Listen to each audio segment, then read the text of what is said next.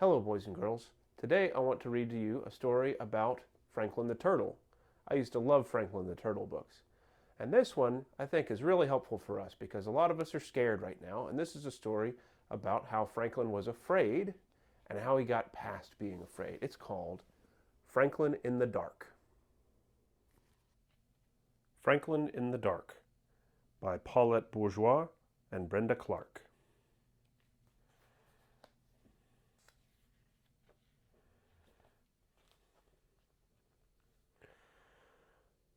Franklin could slide down a riverbank all by himself.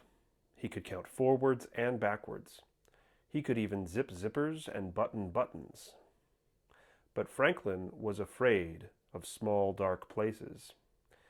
And that was a problem, because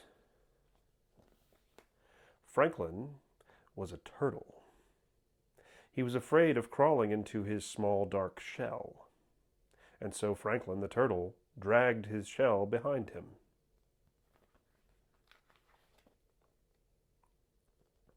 Every night, Franklin's mother would take a flashlight and shine it into the shell.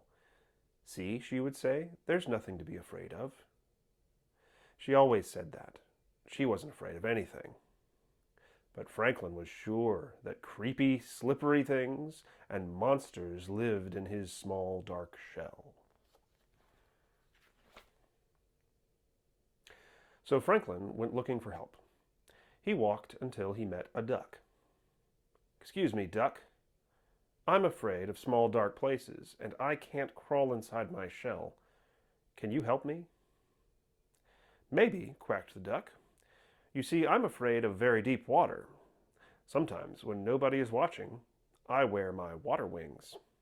Would my water wings help you?" "No," said Franklin. "I'm not afraid of water."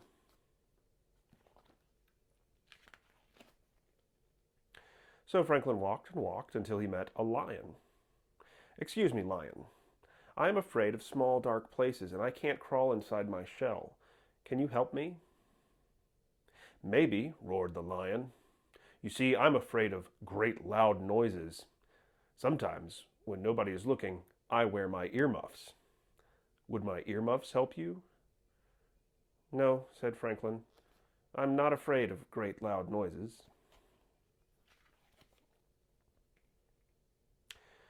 So Franklin walked and walked and walked until he met a bird. "Excuse me, bird.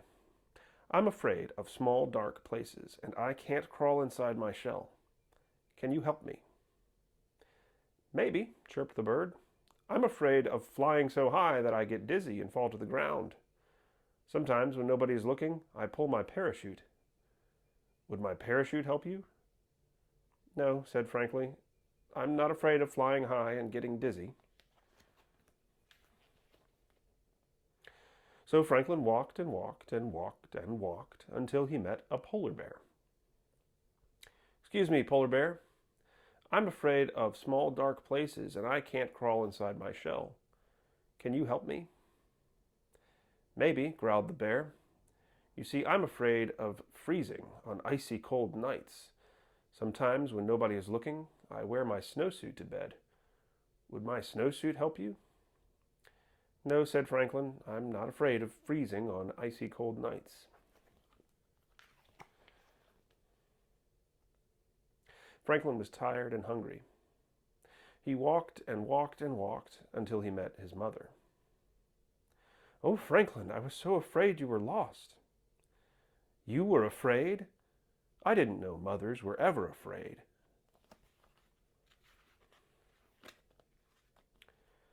"Well, did you find some help?" she asked. "No, I met a duck who was afraid of deep water." She said. "And then I met a lion who was afraid of great loud noises." She said. "And then I met a bird who was afraid of falling and a polar bear who was afraid of freezing." "Oh," she said, "they were all afraid of something." Said Franklin. It was getting late. Franklin was very tired and very hungry. They walked and walked until they were home.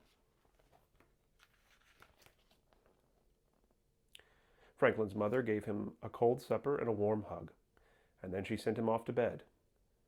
"Good night, dear," she said.